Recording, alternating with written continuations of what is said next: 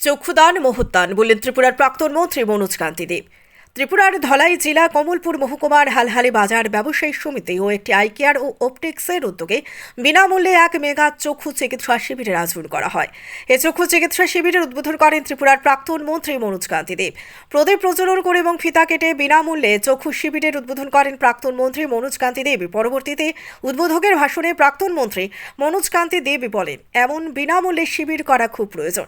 স্বাস্থ্য শিবির, রক্তদান শিবির, চক্ষু চিকিৎসা শিবির করার পাশাপাশি চক্ষুদান করার বিষয়ে যদি মানুষ এগিয়ে আসে তাহলে সমাজের মঙ্গল। চক্ষুদান মহোদ্যান, কোনো ব্যক্তি যদি চক্ষুদান করে যায় তাহলে এই ব্যক্তির মৃত্যুর পর যে পৃথিবীর আলো দেখতে পায় না সেও পৃথিবীর আলো দেখতে পাবে। কোনো মানুষের মৃত্যু হলে 2 ঘন্টার মধ্যে যদি মৃত ব্যক্তির চক্ষু নেওয়া হয় তাহলে তা কাজে লাগে। তাই চক্ষুদান করার বিষয়েও চিন্তা ভাবনা করা উচিত বলে অভিমত ব্যক্ত করেন প্রাক্তন মন্ত্রী মনোজ কান্তি দেব। ত্রিপুরা থেকে বিক্রম কর্মকারের report, crime press Bengal news.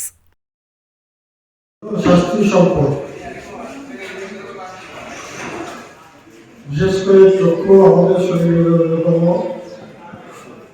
একটা অঙ্গ।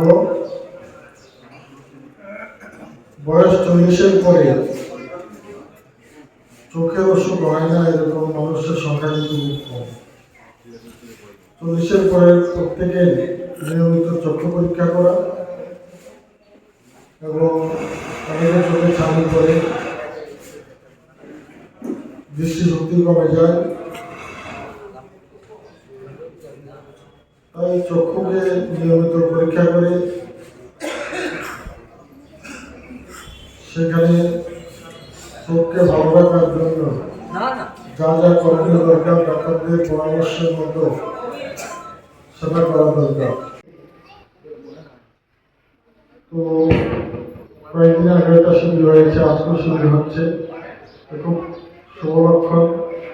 আমি হাওড়ি বাজার ব্যবসায়ী সমিতির ব্যবসায়ী কমিটিকে অভিনন্দন জানাই, ধন্যবাদ জানাই এই ধরনের মেগা চক্ষু শিবির করার জন্য। আমাদের কলেজে যেতে হয় চক্ষু পরীক্ষা করার জন্য বা চোখের রোগ সারানোর জন্য।